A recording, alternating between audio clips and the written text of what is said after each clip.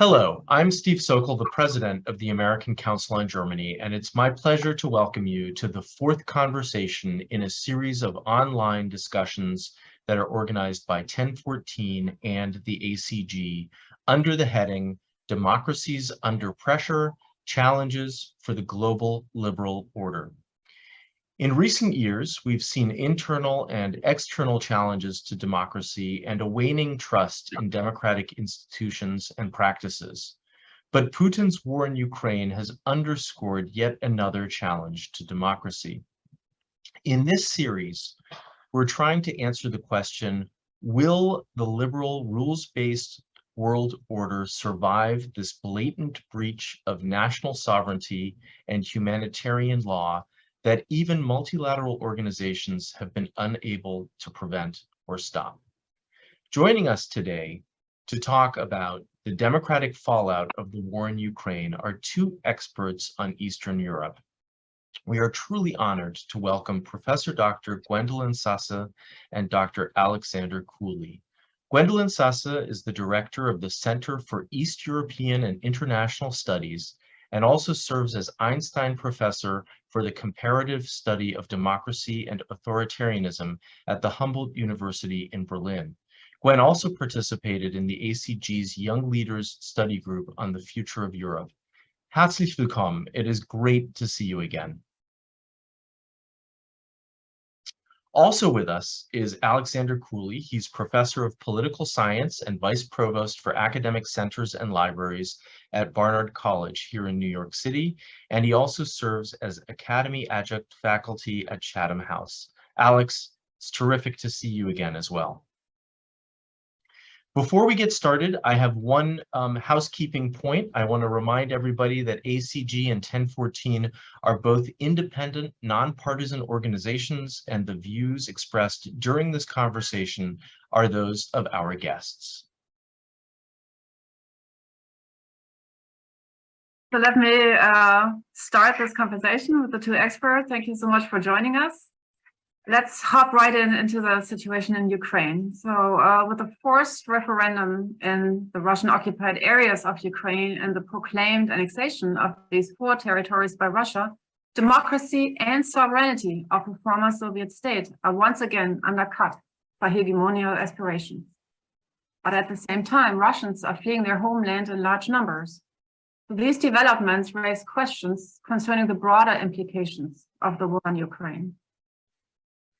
So let's look at Ukraine. Obviously, there's a lot to talk about, from the so-called referendum to the illegal annexation of more territory, to the recruiting of reservists in Russia, and not to mention the attack on the Kerch Bridge connecting Crimea to Russia over the weekend, and yesterday's onslaught of missile attacks by Russia. But Gwen, so you have a new book coming out in 2 days, Der Krieg gegen die Ukraine, Hintergründe, Ereignisse, Folgen. In a nutshell, can you explain how did we get to where we are? Yes, I try in this small book to tackle this big question, and I think we could easily kind of put forward a rather simple explanation and say it's all started in Putin's head, and that's what we're seeing. But I think it's better to think of Putin as, of course, the key figure, the catalyst, but a catalyst needs certain developments, certain conditions on which he or she can act. And I lay out a number of developments that I think were kind of developments shaping an increasing likelihood of an all-out war. But then there was no necessity to this either. So I think that's important, and that's important to me. So I think there is an increasing number of people who seem to have foreseen everything. Usually they are people who didn't really study Russia or Ukraine very much, I think. But that's just an aside. But so I think even those of us who studied it, I think it would be too easy to say that we expected it to happen on this scale and knew all along. I mean, over the last year, yes, the buildup was there of the troops and something what was going to happen, but I think it's a more long-term process, and that also means things could have also gone differently. And I think that's how we should read history and not make it too deterministic from our current vantage point.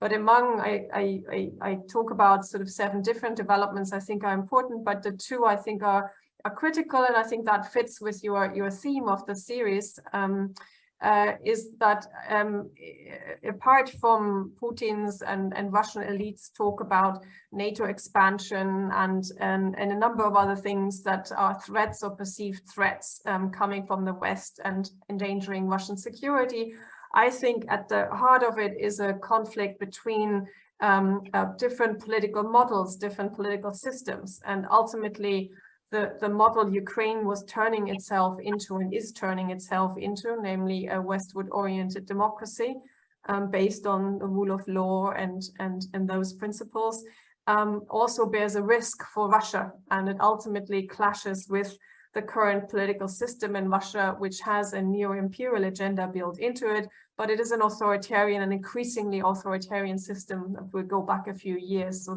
that's been an ongoing process, but it has long not been a democracy. So sometimes democracy is used with these qualifying adjectives, but I don't think that helps at all. And I think at least since Putin became president, it's a gradual increase in this trend. And so ultimately it's about preventing that kind of model that Ukraine has become or had become to also influence Russia and limit Russia internally, but also in its power projections.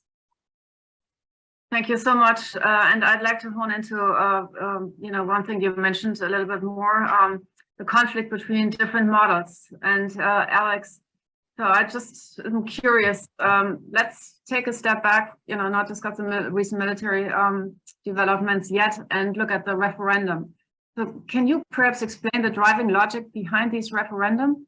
Why even bother when it's so obviously not democratic? And, to me, as a non-expert, it seems still a little bit reminiscent of the referenda that were forced on the Baltic, the Polish, the Ukrainians prior to joining the Soviet Union. So what's going on? Why does an autocratic or even, increasingly autocratic state even conduct referenda? Yeah, it's a fascinating question, right? Because, there is this script of sovereignty that has to be followed. And that idea is that you have to provide a justification that this was the popular will, that somehow this has been codified by external observers. So some random external observers were mobilized in other writings, I've called them sort of zombie monitors along with Chris Walker, because they're not good faith election monitors. They're just mobilized in to provide that legitimacy. And these territories have been accepted written into the Russian constitution as members of the Russian Federation. The reason Putin did this was to sort of create this red line that this is done, don't even think about taking it back, that we will bargain and negotiate outside of the parameters of this, and just to signal that, we don't play by your rules anymore. We're going to impose our own rules when it comes to matters of national security, national interest, in the quote-unquote post-Soviet space. The problem that we've seen is even with this might makes right logic, Putin doesn't control the territories that he's annexed. And so this has created multiple dilemmas for him. I think in terms of the other post-Soviet states, the decision not to recognize is relatively easy. This is something that they wouldn't have been involved in themselves in anyway, with the exception of Alexander Lukashenko in Belarus. So for the others, it was an easy call. It's an easier call now that the territories themselves are still in the middle of a conflict zone disputed. I think the other question that this brings up is, and Gwen is more of an expert here than anyone, but does this put Crimea status strangely back into play, right? If we're going to have to amend the Russian constitution for 4 new provinces that they don't control, what does this do for recovering the status quo ante in Crimea? So this move was meant to be a power move. It was meant to signal that, in fact, we're going to do things our way. that I think it's created more contradictions and problems for Putin as it's actually solved.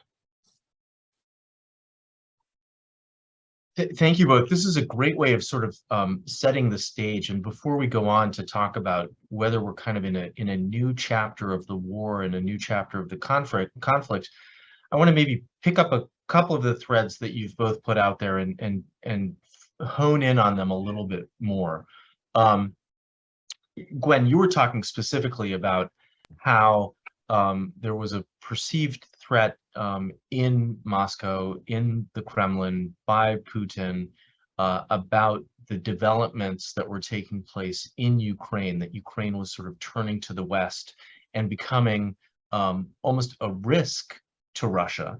And Alex, you were talking a little bit about how this is sort of an interesting kind of script of sovereignty, a way in which Moscow has tried to sort of maintain control, but found that that control has been crumbling away.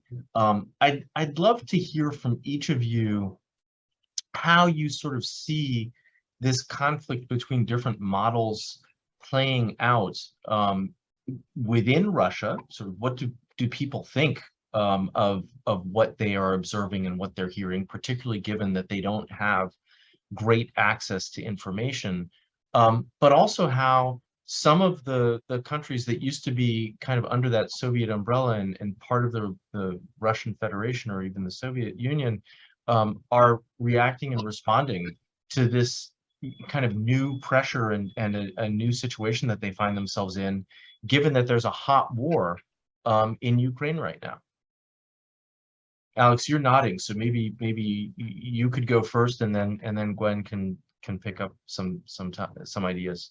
Yeah, sure. Let me pick up on the kind of the regional aspect of this first, right? I think, we in the West, we had such a unified response to what happened, right? And all of a sudden, within a week, you had kind of coordinated central bank sanctions.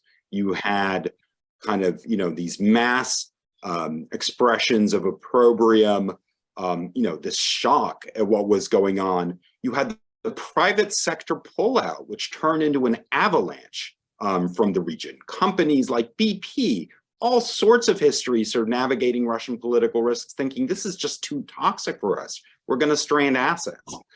So you had this, as well as the supply, which accelerated of weapons to Ukraine itself, right? Cancellation of Nord Stream, and we could go down the list. So a very unified Western response that, demonstrated on one hand, well, when unified, the liberal Western order, or hegemonic cartel, as Dan Nexon and I like to call it, is indeed extremely powerful.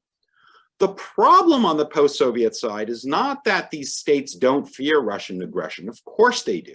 And when they hear comments that we're going to go to Moldova, we're going to go to Kazakhstan, the Balts are back on the table, Poland, of course they're concerned. But the other kind of force that they're stuck in the middle are these sanctions, right? And so the West is providing opprobrium, sanctions, and compliance risk. And Russia is providing this kind of revisionist, aggressive power that wants to rewrite the rules. What would you do if you were leader of a post-Soviet state? And so we've seen even countries like Georgia that should be sympathetic and are, in terms of public opinion about what is happening in Ukraine, refuse to implement sanctions. And part of this is in self-interest, right? We don't want to unilaterally sort of right away half of our, wine exports or our tourist industry. But part of it is also, where were these massive sanctions when we had a conflict and Russia de facto annexed 20% of our territory? Where was this level of outrage? So there is a little bit of resentment there. I think when you take a country like Kazakhstan, you see clear that President Tokayev wants to distance himself away from these actions. At the same time, public opinion is not overwhelmingly supportive of Russia, of Ukraine. It's actually in Kazakhstan, it's split 50-50, according to the most recent opinion surveys. Some Central Asian states like Kyrgyzstan, it's actually more in favor of Russia than the other way around. So they're navigating these different kinds of competing pressures. And what they land on is this: we won't recognize these annexations, we won't recognize the independence of these entities. And they're going to try and avoid going on the record, right? Because they realize it's important to Russia. So they'll miss the votes, they'll abstain, they'll do what they can to sort of avoid taking a position. The one other dimension of this I think is incredibly important is, you mentioned this, Steve, also Katya too. We've had two waves of outmigration from Russia to the post-Soviet states. The initial one was right after the war started. That involved tens of thousands of IT workers, as well as some journalists getting out, independent thinkers, those who wanted to flee Russia. And recently we've had hundreds of thousands fleeing conscription. Where do they go? They go to places where they can travel visa-free. And these are places like Georgia, Armenia, Turkey, Kyrgyzstan, Kazakhstan. And so these institutions that Russia had created, these ordering institutions for regional integration to assert their kind of privilege and their hegemony, are now being repurposed basically to host Russian exiles. And many of these countries are small places that the presence, the inflow of these Russian communities is creating real socioeconomic disruption. We've seen rental prices go through the roof. We've seen, deep uncertainty about, what are their attitudes, what are long-term plans. So Eurasia itself is being remade as a result of this instability in Russia. And that's something I'm keeping my eye on. Can I just jump in there as well and maybe stick with the sort of the regional and global perspective, and then I'll come back briefly to what this means also for Russia itself, which I think you touched on, Steve, as well. And I completely agree with Alex that I think this is a time when we see what Western institutions like the EU, like NATO, but also institutions like the UN, what they're really based on, and what these values that are often talked about, but now they also have to kind of come with actions, what they really mean. So this is, I think, the biggest asset of the West. But I think at the same time, we see quite clearly that Russia isn't as isolated as we might want to believe in various parts of the West. And I think this reordering of regions, which Alex just mentioned, which is definitely beginning to happen in Eastern Europe, and in particular in Russia's immediate neighborhood, is also happening in other parts of the world. And I think it's a very open-ended process, because if we look at how countries globally have voted on a number of UN resolutions, I don't mean the first one condemning the war, that was a very clear majority with very few exceptions. But since then it's become it's a more diverse pattern. And then if we add to that not only who votes against resolutions, but also who doesn't take part in voting, or who doesn't, which countries do not stick to various parts of the sanctions regime, or deliberately sort of undermine it. That is happening in all regions of the world, and it's not a clear-cut kind of one region facing another, and it's also not a clear-cut dichotomy between democracies and authoritarian states. So I think while we, on the one hand, see those distinctions between these different political models very clearly, but if we look at countries like India, Indonesia, they are not complying with the sanctions, and at least I don't know where we exactly place them, but we wouldn't place them clearly on the authoritarian end of the spectrum. So we see this, and I think there is an overlay also of past colonial experiences coming through, which at least in Europe, I think, catch governments by surprise, that Russia's message, and very targeted message to, for example, various African countries, is heard, and countries want to stay neutral, either for economic interests or because they are dependent as well because of various legacies, but also because they haven't fared very well in the past. So the message coming from the West is only in parts attractive. So I think that is also something we see very clearly at this moment of crisis, and how that reorders regions. I think it's no longer going to be sort of Latin America. Maybe it was never a centralized regions anyway, but I think it will become more diverse in regions like Latin America, Africa, Asia, in addition to Russia's immediate neighborhood. And just briefly on Russia, I mean, I think it could go in very different directions, and it's very hard to speculate. But we could see the effect of this war immediately was a further strengthening of the autocratic system, and a system that has to rely even more on control of complete control of the media. So everything that wasn't state run was closed down or was forced into exile, and repression has been massively stepped up. But what we see now too is that from within the system there's pressure on Putin. There isn't that much pressure yet that he needs to seriously worry about from society. This might happen, but the protests we see around mobilization, that is happening in some locations, and that is something that is still away from calling for a change at the top. But what he is reacting to, and we can see the escalation in the war dynamics again, in particular yesterday's attacks on the whole of Ukraine, really cities, again air attacks, is in part, and probably the most part of it is trying to appease hardliners within the elites, and buying himself time. So that suggests, although it's very hard to look into those interactions, elite interactions, because it is such a closed and personalized system by now, but we can see that is what he's at least trying to deal with first, and that bears also a number of risks for instability. I mean, on the one hand, it could bring change, but it also means it won't bring the change that maybe in the West we would hope for. Thank you so much. So you know, that leads right to another question. So with all this uncertainty about what's happening in Russia and all this, you know, we don't really know, you know, are there forces that can, you know, manage a change, or, you know, are the autocratic forces too strong, sort of, and will contradict us? I think you also always, you know, pointed out the unpredictability of the war in Ukraine and how it's going to unfold. Carnegie Europe on September 13, you had an article, and, you know, you basically said, you know, even given the recent gains by Ukrainian forces, you know, this does not automatically mean that the Ukraine is on the trajectory to victory, basically. So you're very cautious in your assessment. So right now, of course, with all the recent developments, one of the key questions is whether the Ukraine can hold its gains in the east and the south, and, you know, what are the conditions on the ground after the missile attacks now by Russia. So what do you think? Where are we at this? Where are we at this critical point? Is that addressed to me? Yes, let's address the follow-on. Yeah.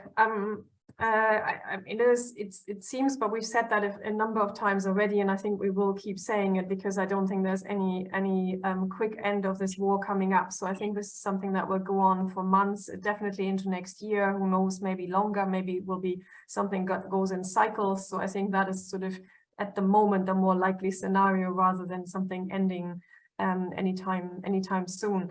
On the ground, it has not been going well for Russia, and the problems have been very, very obvious. It's an issue of personnel, of logistics, but also of an inflexible, ultimately inside the military, an inflexible command structure. And the Ukrainian forces fight very differently, are much more flexible in how they can respond. And then we've seen in these Ukrainian counteroffensives how, probably to the surprise of many, probably the Ukrainian troops themselves, how the Russian forces have left, and sometimes rather chaotically fled. But I think that should not, as we saw yesterday, that should not make us believe that this is now kind of the only development in this war. I don't see Russia in a position to quickly recapture the once again lost territory now that is held by the Ukrainians. if the Ukrainians can advance as quickly as they have in recent weeks is also in question, and the winter is looming, so they're trying to recover as much ground as they can, and then it will probably quite literally freeze. But Russia has demonstrated that it has other options, and you can escalate with attacking against cities, which reminded everybody of the beginning of this invasion in February. And also Kiev hadn't been bombarded since the early summer, and the aim is clear to hit infrastructure, to hit deliberately civilians and civilian infrastructure, and to demoralize the population and to scare the population, the Ukrainian population.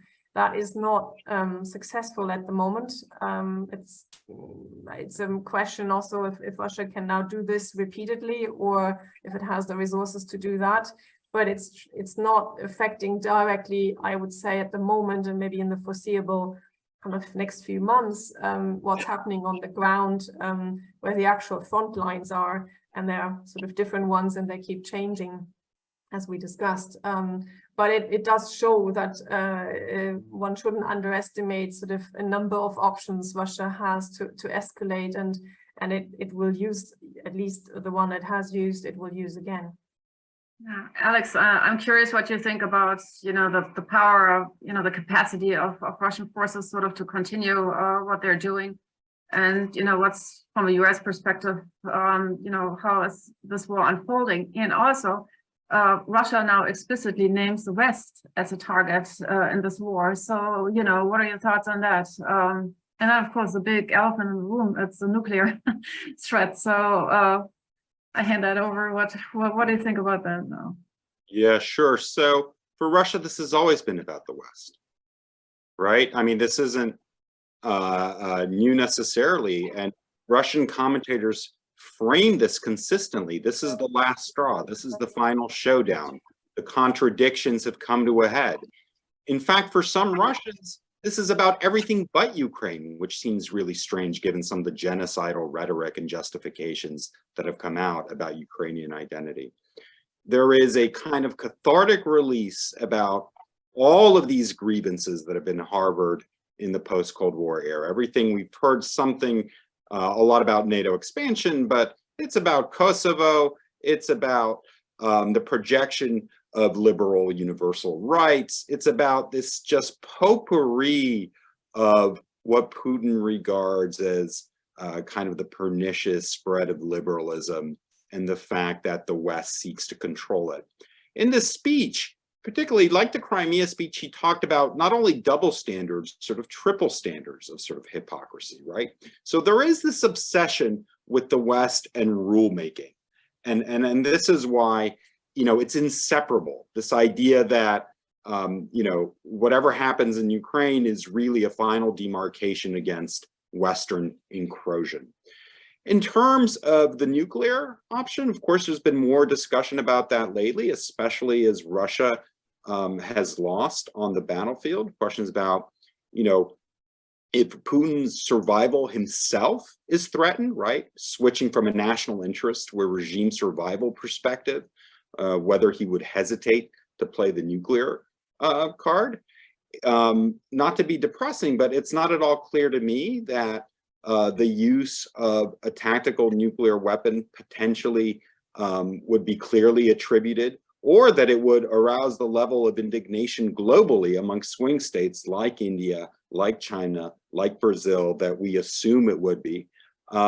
Maybe it would, but maybe it wouldn't.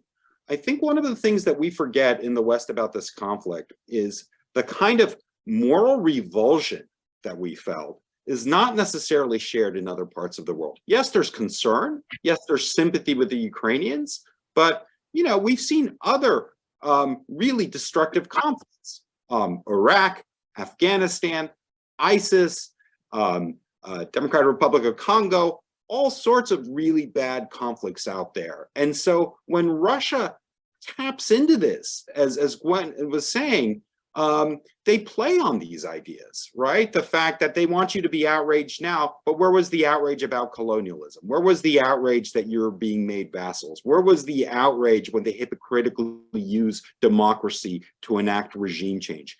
These are the themes that are playing out. So to return, we need to look at this holistic, right? That part of the Russian campaign here is to message globally and to message about dissatisfaction with international order.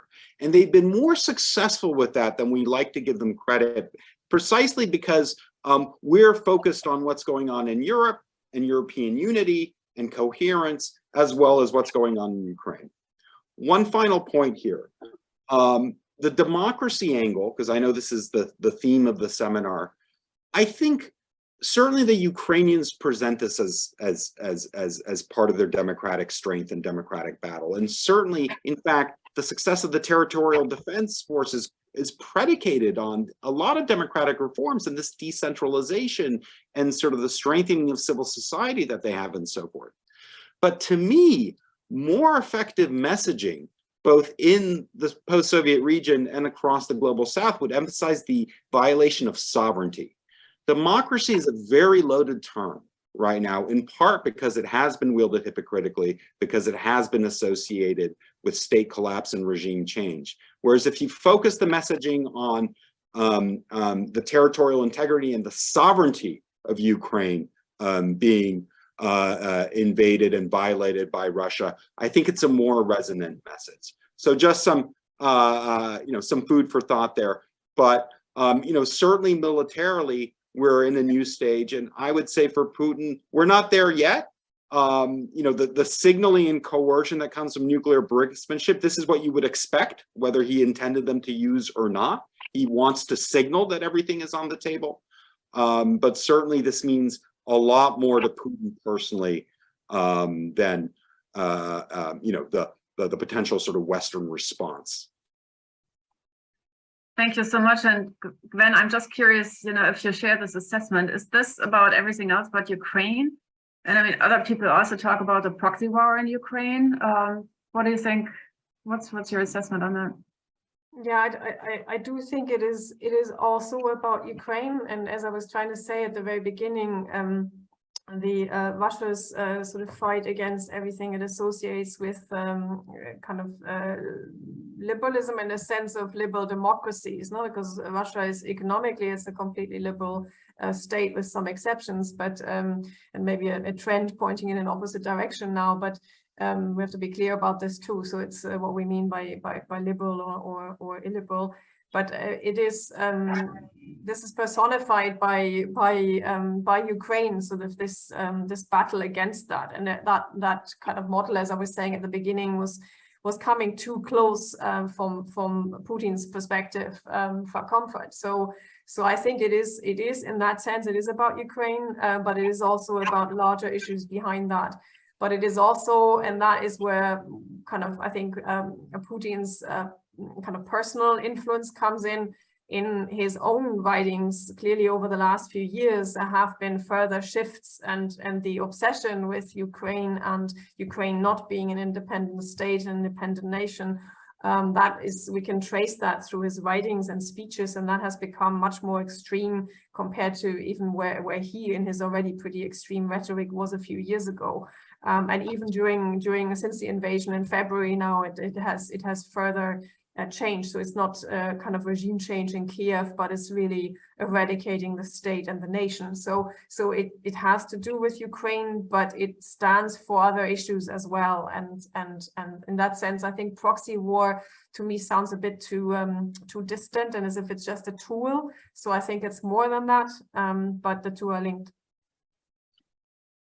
As we think about sort of this regional dimension and this regional focus, especially in light of what you were just saying, Gwen, but also what you were talking about a little bit earlier, Alex, about the territorial integrity and the sovereignty, I'd like to maybe look at kind of the impact in the South Caucasus and Central Asia, because it seems as if Russia's domination of that region is really sort of unraveling, and we're seeing conflicts throughout the region, concerns about new tinderboxes that threaten to create distractions for all of us as well. Earlier this month, there was a a brief but pretty bloody border conflict between Kyrgyzstan and Tajikistan. So as you sort of look at the region, and Alex, I'd like to start with you and then bring Gwen in. What do you think is going to happen there as Moscow sort of loses its grip on sort of the region to the east, because it is so focused and embroiled on the war in Ukraine? Steve, thanks for the question. And I think the observation is a very timely one.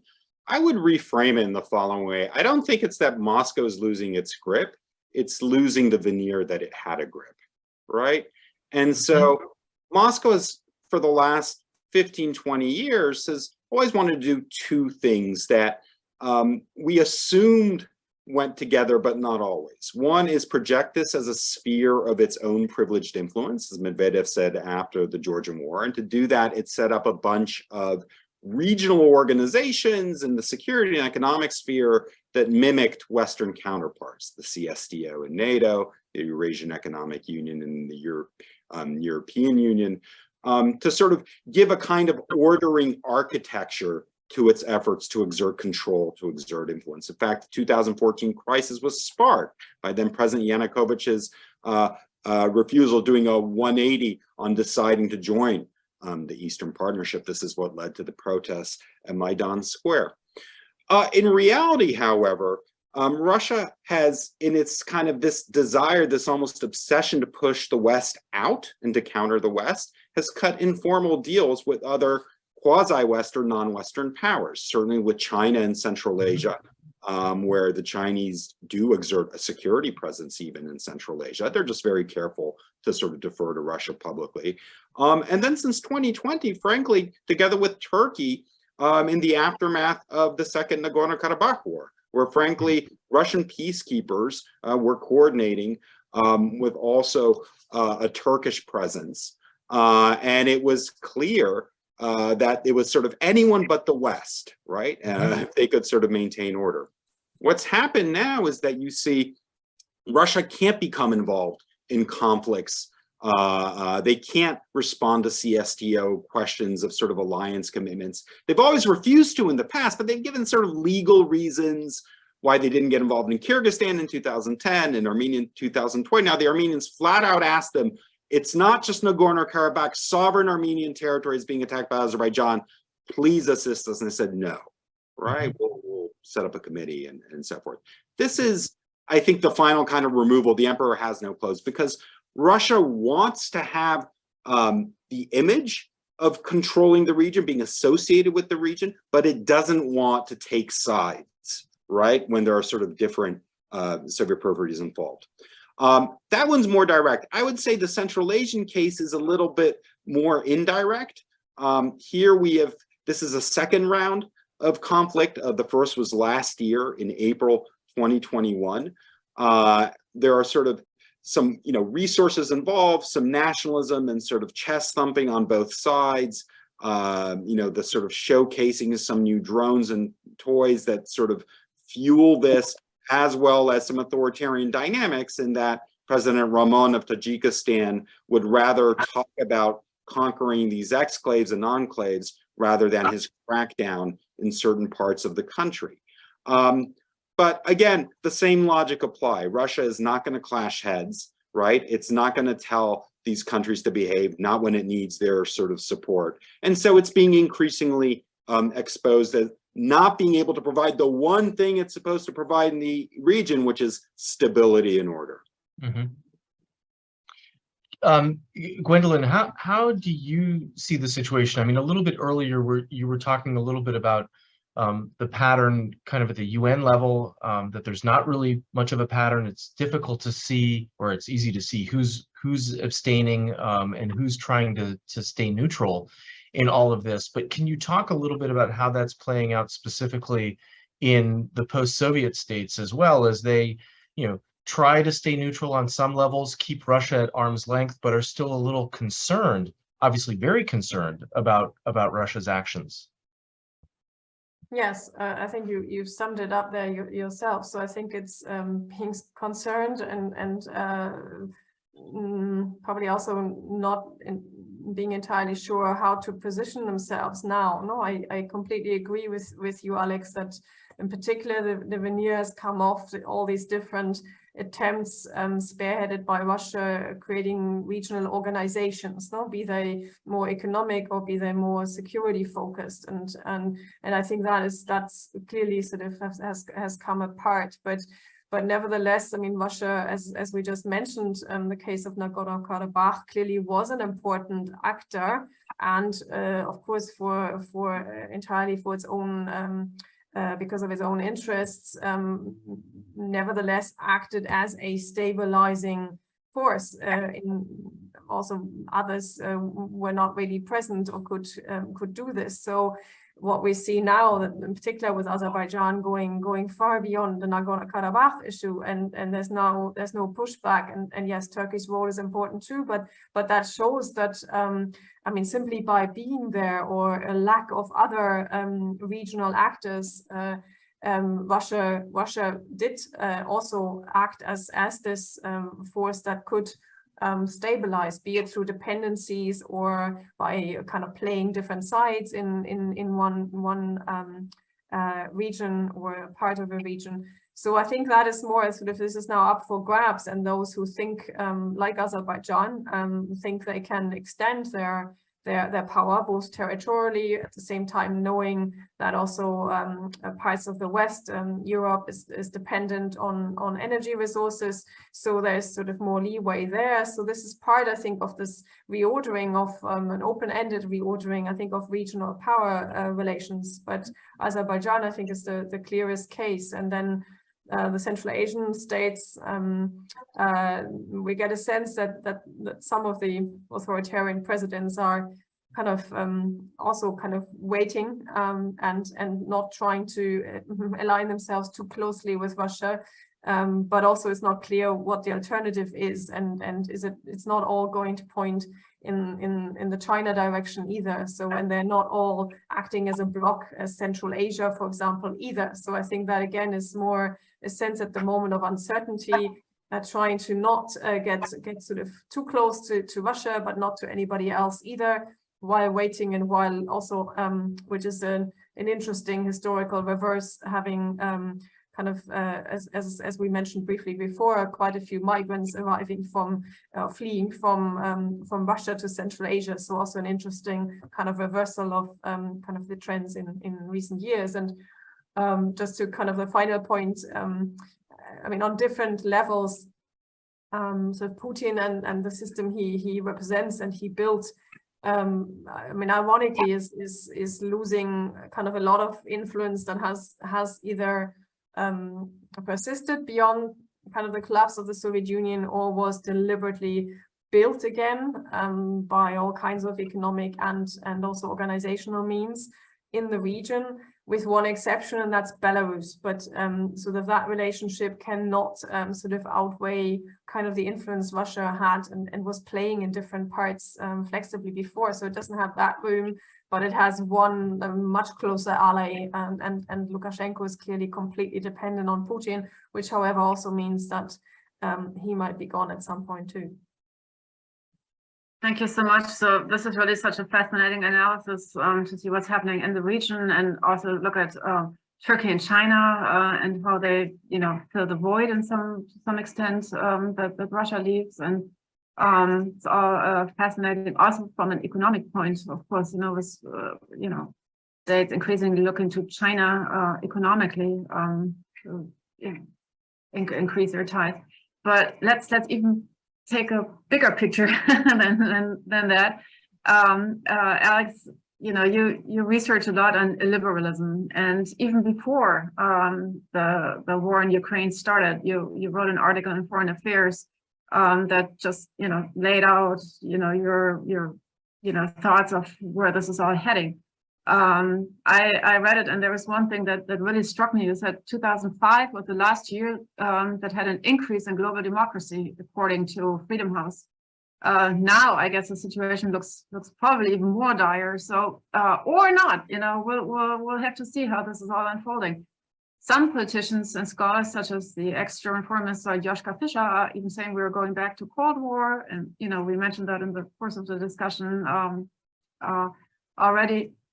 So what is your overall take on the state of democracy, given the war in Ukraine? Democracy is currently being challenged. And yeah, we've seen a steady rollback of democratic indicators and practices over the last 17 years. Certainly we can consider 2004, I would consider sort of peak liberal ordering, right? That's when we just had the expansion of the transatlantic community, both NATO and the European Union. We actually had the US engaged in Central Asia, you know, militarily, along with NATO allies. And all of this starts to unravel. And then we start seeing pockets of withdrawal, including from Afghanistan, you know, itself, just in 2021. And how much this shaped Putin's thinking in terms of timing and potential Western unity, I think, is also an interesting topic for discussion. You know, clearly, I think the sort of lack of coordination there and the seeming chaos and the projection of this kind of Saigon type scenario and weakness, I think, also emboldened him. But the illiberal forces are there, right? And certainly, you know, Ukrainian victories are tactical, but I think sort of strategically, sort of overall, what we're seeing is authoritarians aren't just being defensive anymore, right? They're not just kind of blocking and shielding themselves from democratic pressures. They're on the offensive. They're trying to repurpose and transform international and regional organizations. They're trying to change definitions of what security and terrorism mean to include political opposition. They are mounting increasingly sophisticated disinformation campaigns. And frankly, a lot of this is an own goal on the part of the West when we see Russia and China expanding their global media presence, right? Establishing foreign bureaus. Remember when we had those? And then the recent announcements of, you know, institutions like the BBC cutting back their foreign language broadcasting service. So all of this news coverage, wire services, all these things have gone into the global bloodstream about what kinds of topics are covered. It's not even about covering China or Russia positively. It's about what's legitimate news, what's the agenda setting, what kinds of stories are being covered. And so in all of these sorts of areas, domains that we once considered unrivaled Western liberal soft power, we're seeing concerted pushback. And I'm afraid that's how even what seems to us a very kind of clear-cut case of Russian invasion in Ukraine starts becoming muddled and complicated once it gets filtered through some of these new illiberal institutions. Mm-hmm. And I mean, not, sorry, go ahead. Just briefly, I mean, I fully agree, and that is the sort of the global trend. But I think at the same time, this war now also makes us kind of see and appreciate again what the international rules-based order, if it still exists, I mean, what its founding principles are, no, and what it means that we actually that territorial integrity or sovereignty, as we discussed it beforehand, is sort of a baseline there, or what Ukrainians are ultimately fighting for, also in terms of their own rights inside their state. So it's both kind of relations between states, but also inside. So in many ways, I think kind of the very basic principles of democracy, but also of this international law, become very apparent to everyone, and not only political elites, but also societies. No? So this is, I think, or at least parts of the globe. So if we now focus on the West, I think that is something like this. We haven't, I mean, maybe in Europe, at least 1989 might have been a similar moment, but I think it's another moment where that becomes very apparent, and that might also lead, optimistically thinking, to kind of shift the emphasis on to get basically also one's own house in order. I mean, many also Western democracies have authoritarian tendencies within them, illiberal tendencies within them. So it could also be kind of a starting point for tackling that more. But I think, and I think the bigger risk is that the fallout from this war, and we'll see it, and we're already beginning to see it, but we'll see it more in Europe, in different parts of Europe over the winter. Sort of the effects of also the sanctions regime on Western democracies, and in particular in Europe, will societies be as will they be kind of supporting solidarity with Ukraine as much as they have so far? I mean, both with regard to large numbers of displaced in some parts of Europe, but also with regard to the costs that every individual now has to bear. And that is more the case I live in Germany, so a country that made very risky and wrong choices in terms of energy dependencies on one authoritarian state, namely Russia. And now that is already, you can feel it. And where's that discontent going to go? Is it going to, so that's going to be, I think, in several parts, at least of Europe, a further test of democracy on top of already, as Alex said, kind of illiberal trends in most systems. That's a huge test of democracy in I think a number of crises inside the EU. Basically, it's almost every crisis it has had, and over the last few years, from a financial crisis to all kinds of other crises and refugee crises, as it was called, and now the war on top of that is sort of all of these crises in one and more, and you need to find a response to that. So I think, and where's that sort of possible public discontent going to go? That I think is a big risk for democracies within, that is directly linked to this war. Gwen, I think you've really put your finger on a nerve there. I think one of the big questions a lot of people are asking is will the unity, will the support hold on a domestic level? In countries like Germany, where still over 70% of the public says in polls that support for Ukraine is the right thing to do. But then, of course, also how the Western alliance will hold together. I mean, I think that these are really key questions that we'll be exploring in the months to come. As we sort of start to come to an end here, though, I want to go back to the beginning of our conversation, because Gwen, you said things could have gone differently, and you've both said that this war is likely to continue for quite some time. And I guess one of the questions that I grapple with is, how can this war come to an end if there's no willingness to negotiate? Because it certainly seems as if Putin is not willing to negotiate. There are, periodically articles, comments about, is there a face-saving way out for Putin? But certainly with the ratcheting up of his attacks, there does not seem to be a willingness to negotiate right now. And yet, having said that, it was just reported, I think this morning, that President Putin has indicated he'd be willing to meet with President Biden on the periphery of the G7 summit if Biden were willing to meet with him. And one of our viewers asks the question, does this mean that Putin is looking for a way out and would like to discuss it with President Biden? And I'd be interested to hear from each of you whether you think there's sort of a way out sooner rather than later.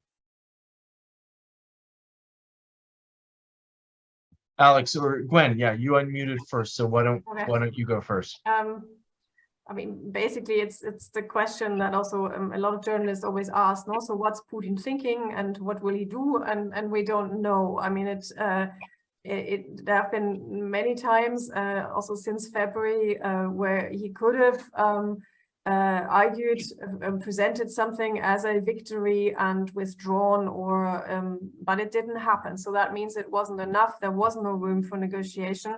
And what seems important to me is that one might almost forget that even in the first few days after the beginning of the invasion in February, the Ukrainians put a lot on the table. No? Zelensky put things like neutrality on the table, put on the table, let's move back to before February. So that means Crimea and parts of Donbass would have still been out of bounds for Ukraine for at least a long time. But then, of course, I mean, Putin did not respond. Russia did not respond to that. There was no willingness whatsoever to seriously negotiate on the Russian side.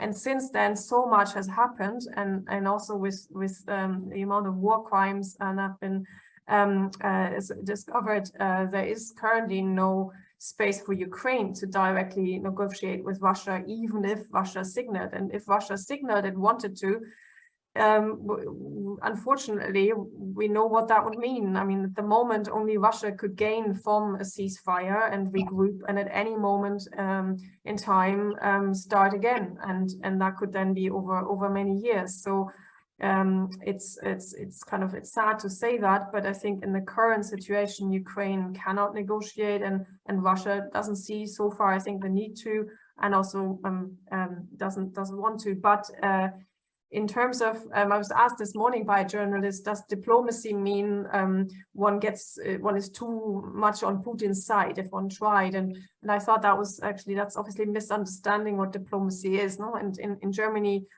various parties and individuals get very worked up when Scholz, Chancellor Scholz, talks on the phone with Putin.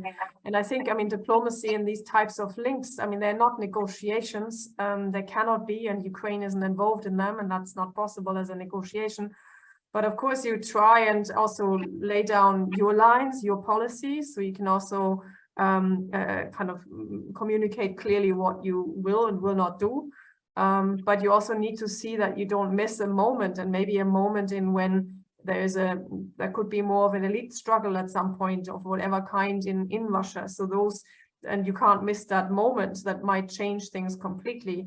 And the other aspect of diplomacy, but again, it's not negotiations to end the war, is that it's obviously highly important, as it's going on already, to have at different levels, in particular between the US and Russia, talks to both to deter, but also to manage the risk of nuclear escalation. And I would think that is what this potential meeting is about, and that per se is a good thing. But I cannot see how you would get from there to negotiating peace in Ukraine. But if that is already, of course, one important aspect of risk, and if that is, at least if there's an attempt to address that, then that can only be a good thing.